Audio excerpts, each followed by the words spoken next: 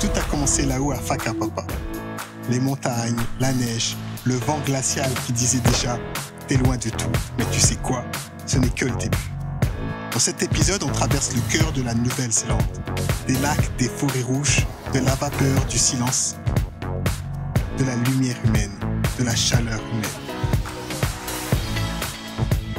Accroche-toi, l'épisode 2 commence maintenant. Ce matin-là, tout est gelé. Le pare-brise, la route et même ton souffle. Moins 3 degrés.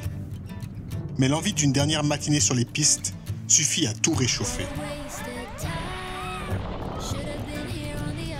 Après quelques descentes, c'est le moment de reprendre la route. Direction Rotorua. La nuit tombe. Bon chéri, on va au resto? Oui, on retrouve la cousine.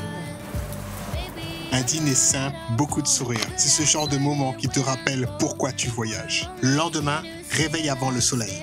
Le froid pique un peu, mais l'eau fume déjà. Les bassins sont à parfaite température.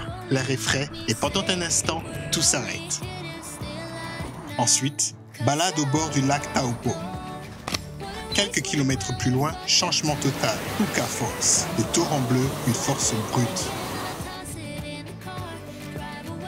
Quand tu te tiens là, t'as juste envie de couper le son et d'écouter la nature qui respire.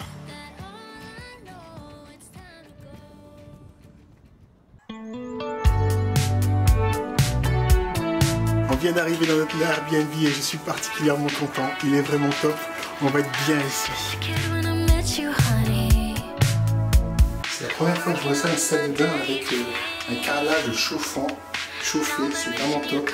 Et tu sors de la douche, t'as les pieds chauds, ils ont vraiment tout pensé. C'est vraiment top ici.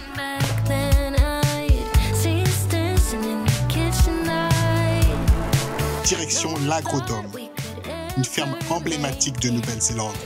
Il pleut aujourd'hui, on va à la ferme. On va faire une petite visite de la ferme, il pleut à verse, mais on est motivé. Petite journée du dimanche pluvieuse, mais voilà, rien ne nous empêche de pouvoir visiter une belle petite ferme néo-zélandaise.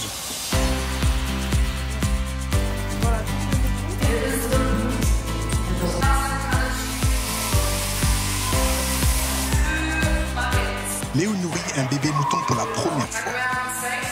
Et franchement, son sourire, il valait tous les kilomètres du voyage.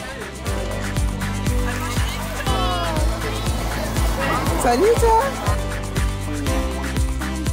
Entre les démonstrations de tonte et les enclos remplis de lamas curieux, on se sent un peu comme des enfants. C'est simple, joyeux et vrai.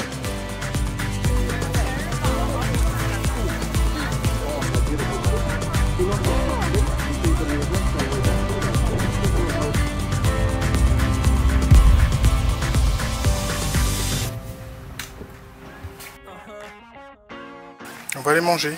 On va manger dehors ce soir. Ce soir, on sera à Eat Street. Des néons, des rires, une ambiance détendue qu'on adore. Les plats sont généreux, l'ambiance conviviale, parfait. Le genre de soirée où t'as juste envie de dire c'est ça le bonheur.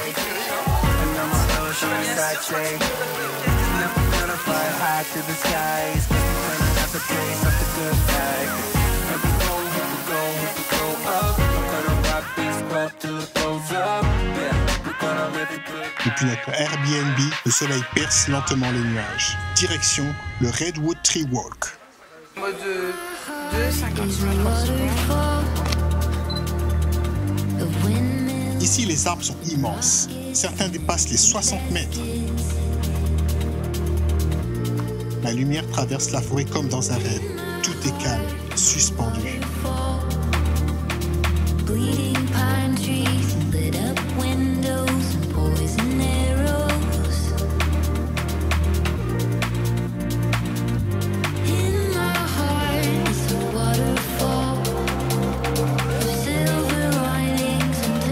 L'après-midi, on découvre les zones géothermiques.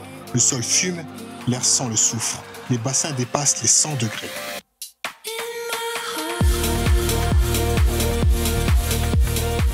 Et pour finir la journée, le spa polynésien. Plusieurs bains, plusieurs températures, des eaux alcalines, connu pour apaiser le corps et l'esprit. On se relaxe, on déconnecte et on se dit, c'est ça la vraie richesse du voyage. Et parce qu'on n'en a pas eu assez, on est revenu. Le Redwood Tree Walk de nuit cette fois. On recommence l'activité de nuit et c'est trop beau, il y a plein de lumière, on va vous montrer ça, c'est magnifique.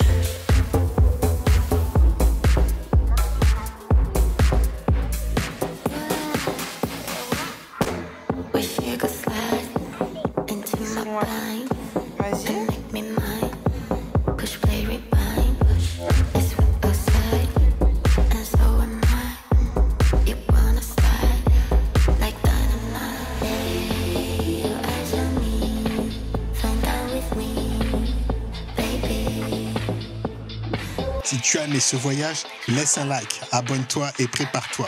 Parce que la suite va te donner encore plus envie de partir.